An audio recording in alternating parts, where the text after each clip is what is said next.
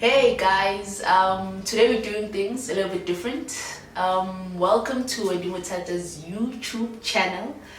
Today's show is going to be a little bit different. As you see that she's not doing the intro, it's me. So yeah, hopefully you enjoy today's episode, and hopefully you'll tell your friends to tell their friends to subscribe. Oh my gosh, how beautiful is that introduction. Thank you, Cindy, for your beautiful introduction. Guys, today we're chilling with Cindy and it's gonna be amazing. How are you? I'm good. How are you? Good, thank you. You know, when I first saw you at church, right? I was like, how am I going to approach this person, right? So I see you have this straight face. I'm like, oh my gosh, what if she's like, no man, I can't do that. Nah. Do people tell you that you have like a straight face, like you seem very strict? All the time. And what do you think about that? I'm like, is it true though? Yeah, it is. It is. Sometimes we should not give people, that kind of permission to just approach you. They should sit back and wonder, wow. But I think you're a chilled person, engaging with you ever since now we started talking and stuff. I'm like, no, she's not actually that strict. She's actually a bit chilled. Yeah. Okay guys, so recently we have been celebrating International Albinism Day. So I thought it would be very relevant for us to talk about challenges that are facing the albinism community. Hence today we have Cindy, who's chilling with us, who will be talking about how she grew up, if she had any challenges, or probably maybe she has a different story from what we always get from people living with albinism. So Cindy, can you please take us through on how you grew up? Easier for me to speak Zulu. Can I speak Zulu? Guys, can you hear what she's saying? So are you guys okay with me speaking Zulu or straight up English? Okay. No. She can just mix, right? Yeah, mix your English and Zulu. Yeah, you can mix. But don't go too deep into your Zulu, because now my people who don't understand Zulu, they will be very Well, my upbringing was kind of okay. Most when you're young, you don't so much understand what's happening. You're just like, oh wow, how come I'm different from them? So but before you even go any further, did you even realize that you're different? Yeah. Guys, look at what she's doing. Top dick. Yeah, right? Yeah. I did realize, I was like, how come I'm different from your guys? And if I'm white, how come I know how to speak Zulu? So I was like, nah man. So the more I grew up, my parents explained to me nah, this is how it is. Obviously you'll be judged, and obviously people ask questions as to how. My family is well known where I come from. So people were very much supportive. They took care of me. As you know, that you are brought up by the community, not just by your parents. And it was, there were a few nasty kids here and there, but my mom was like, just ignore it, just ignore it. They don't understand, so it's fine. So at what age did you notice that, you know what, I'm completely different from other kids? When I entered pre-primary. Okay. Yeah, when I entered pre-primary, I was like, why? And then I got to understand, you're living with albinism and you're not just the only one. Yes. Did anyone really explain to you, probably your parents, did they just sit you down and be like, this is how you are, this is what's going to happen to you when you grow up and stuff like that? Not necessarily. Most black parents are not those type of sit down. No. They don't even go to that point. They don't go to you that just have to deal with it. Yeah. So now they were like, nah, this is how it is. You just have a different skin color. Yeah. So I researched it when I was a bit older to how come we are white. Yeah. And then I found out that it's due to no melanin and stuff. And so they did not really sit me down. They're like, nah, they're just gonna be, why are you so different? And yes. Just ignore it. I've been comfortable in my own skin since I was little. It has never bothered me to a point that I was like, nah, I don't want this. I've always been comfortable. I've always seen it as my my power, my uniqueness, as everyone is unique. So I just embraced it, and I thank God for giving me great self-esteem. Yeah, and it also helped to be confident, because you know, a lot of people living with albinism, they suffer from lack of confidence and stuff. And what we experience on a daily basis, getting killed, using our skin for African things. So I think that also helped. Talking about using your skin for different things and stuff, what are some of the myths that you have encountered about people living with albinism? That the most common one, with Barcelona, is our skin. To do umuti. Okay. Yeah, and they're what's this myth? Oh, it makes them rich. Okay. Yeah, it makes them rich, because apparently if there's an albino in the family, that family is placed and stuff. And so I don't know how they came up to a point that we will make them rich and stuff. So yeah, that's the myth I've learned. And then also, have you ever, probably in your community growing up or even now, encountered a situation where a person living with albinism has been killed? No. You have never encountered such things? No, we haven't. Okay. Cindy, growing up, did you encounter a situation where you have, like probably in your primary school, where you have friends who do want to play with you because they may think that, okay, if we play with her somehow we might, like our skin color will change? Yeah, what was it? My first year in primary. Yeah, my first year in primary. There was this girl. Yeah. I forgot her name. You don't even mention it. Yeah, I forgot her name. Yeah, that's true. Thank you. Okay. Yeah, she used to tease me to such an extent. I even told like the family friend. Yeah. Like, no man, this girl. Yeah, she teases me all the time, and you know. Would she do it in front of other peers, like probably in class or when it's break? When it's break, because during in class we're learning and stuff. Yes. Yeah. But during break, she would, and having friends. I never had that problem of making friends. Yeah, I think I don't know how to put it. Yeah, I just don't know how to put it. But the friends that I had, I think it was the friends that were sent by God, who were meant to be my life. So what kind of things would these girls say? It was a long time. Like I forgot, but it wasn't that deep stuff. Okay. It was just of, you different, man. Yeah. So just play fair. Just stay.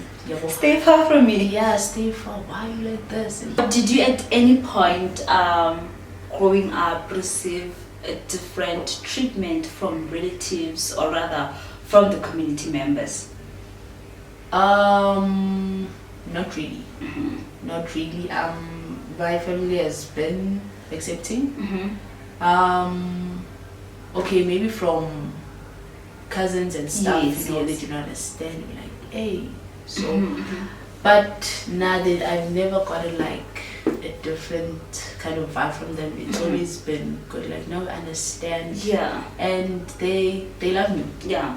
On the other side, do you think we now, the people like probably just around the world, do you think we treat people with albinism in a certain way? Not necessarily from like your experience, because your experience differs from another. True. But in a nutshell. I think so. I think so. Because, as I said, a lot of them, they suffer from lack of confidence and stuff. So I think they do treat them in a different manner. I don't know how to put it, but yeah, that's. So, but do you think you would want us, like, what would you want us to how would you want us to treat you guys? Like when we see you on the streets or when we go to school with you, which I believe that, I mean, there's this other girl that I spoke to, I think it was like a week ago. Like, she's living with albinism. She's in her grade 6, whatever. She says there are people who are still mean. So you can imagine in this era, we still have people who don't actually understand this kind of things. So how do you think the society now should treat people living with albinism, or what kind of things they're not supposed to say when like they come across this kind of situation? We're all human. As in, we're all human, skin color or race or whatever, but treat me as you would treat your neighbor, your friend, your mother and your father, your sister. Just because I'm different from you doesn't mean that I have a disease or something, but just treat us equally, you know. The name calling and stuff, yeah, it hits home. People who don't understand us people living with albinism, there's something wrong. I don't know how we can educate. It's not something you can, it doesn't need a campaign, doesn't need for people to sit down and tell them, no, like, we're just human, different skin color. That's all. So now, what do you think about, I know, well, there's this family, they say when they first had their baby, which she's living with albinism, they were told that there's like a social worker waiting for them to counsel them, like, you know, this kind of thing that happens, as if like it's a traumatic type of a situation. What do you think about that kind of a system? Should there even be a social worker if now you have a baby with albinism? And do you think there should even be such system? I don't think so. Why do you say so? It's as you said, it's like a trauma. Yeah. It's just like you just sit down with the child and you're like, you're not black like them when you live with albinism. Yeah. You have no melanin. Okay, your eyesight is not as strong as theirs. Yes. That's all. You're not supposed to play in the sun Yeah. for that long and stuff. So I don't think there should be a social worker to do the thing. It makes us feel as if we different from y'all in such a manner that there should be such a system that so nah. But now I'm referring to parents who are actually told that now you need to, after giving birth, you would see that, okay, my baby is different. Obviously, you know that there is a thing of albinism. So after seeing that, now there's a system where parents are told that, okay, there's a social worker if you want to see one. So do you even think it's necessary? You don't? I don't. If like you were given an opportunity, would you want to change your skin color? No. Why not? I like it. I love it. Yeah. I love it. As I said, that I'm embracing it. I've accepted it. I wouldn't. One thing that has worked for me is knowing that God is with me. Yeah. God has played a very huge role in my life. Tell us too many and just have someone who's normal like you.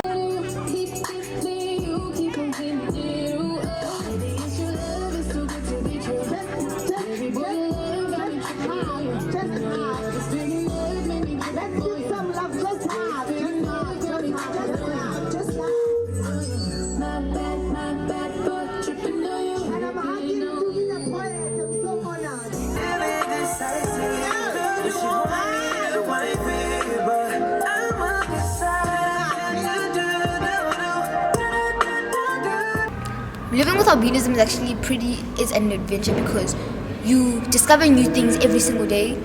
And for me, I felt like albinism was just something that would put me down. But after a few years and months of learning, I realized it was actually an advantage. At the age of 9, I was actually really into like using devices and everything. So what happened was that I had a phone at that time. My parents told me that, do I still remember when they told me that I was living with albinism? I'm like, yes, I do remember when I was told that I was living with albinism, but I never understood what it is. So I took the chance into my own hands and searched what albinism means and what it is.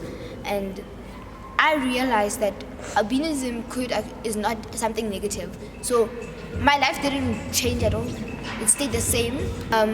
So grade 4 was actually the time where I feel like I didn't want to I didn't belong. So I actually tried to do certain things to like make myself feel like I belong. Were you bullied? Yes, I was. How was the whole process? What would they do? What would they say? Okay, so I think it was on my birthday. Okay, so what happened was that since like my birthday was during exams and everything, we usually either come from break and then go back to class or something and just chillax and everything. So on the way out of the exam room, I was going up the staircase and then there's like a hall. When I passed that hall, I was told something senior just randomly said that I am the ugliest person in the world. Okay, and then I'm like, okay, I'm gonna keep quiet. And then I walked past. I started crying and everything. And then until one of my friends realized that I was not okay, I told them what was wrong. They said that if you're not gonna tell the teacher, I'm gonna tell the teacher. In terms of society, do you think society really understands albinism? No, they don't. Why would you say that? Because then if they understood albinism, they wouldn't be looking at people living with albinism like they would like they're a ghost or something. If given a chance, would you want to change your skin color? No. Why not? I'm perfect the way I am. Do I have to change anything? No, I don't. My friends and family are the most supportive people that are the most supportive people that you'll ever get in a person's life. They will make you laugh, they will make you feel better, they will help you through all your challenges. Unless your friends are not loyal and they make you feel bad all the time.